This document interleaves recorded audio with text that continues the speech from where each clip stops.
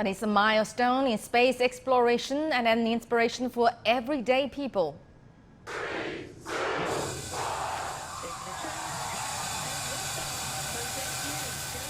American private space company SpaceX has launched a crew of 4 amateur astronauts into orbit from Florida. It's the first time a crew made up entirely of civilians is making the journey.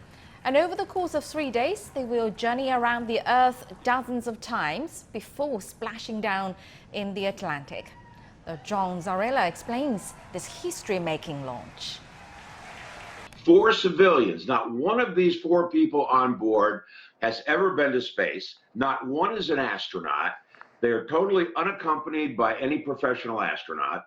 So this is something that had never been done before.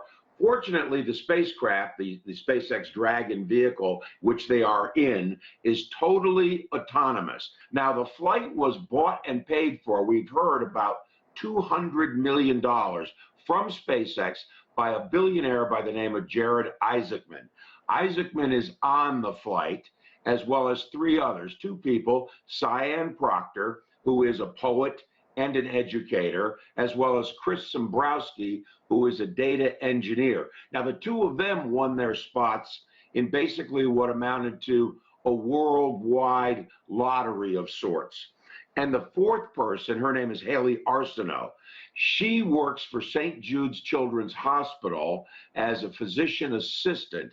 She is also a cancer survivor, a juvenile cancer survivor from St. Jude's. So she was selected to represent St. Jude's because part of the mission of this flight is actually to raise money for St. Jude's Children's Hospital. Now, they're going to be 3 days.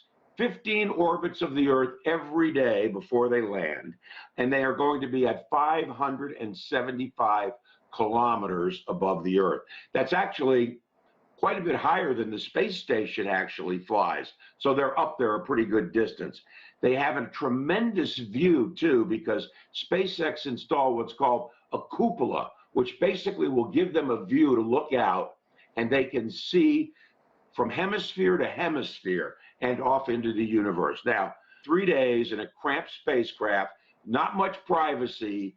We'll have to see how they're doing after those 3 days. As far as space tourism goes, we like to refer to this as the summer of the billionaire. Don't forget, we had Sir Richard Branson doing a suborbital flight in Virgin Galactic this summer with his selected crew. Then we had Jeff Bezos, the Amazon founder, in his Blue Origin vehicle, another suborbital flight, and now this one funded by a billionaire. We all see space tourism getting there slowly.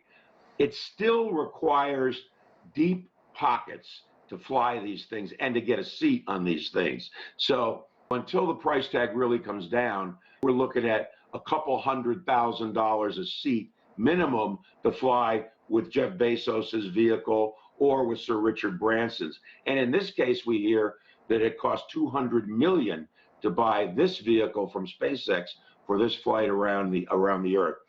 These flights are the stepping stones to space tourism, and it's going to come relatively quickly.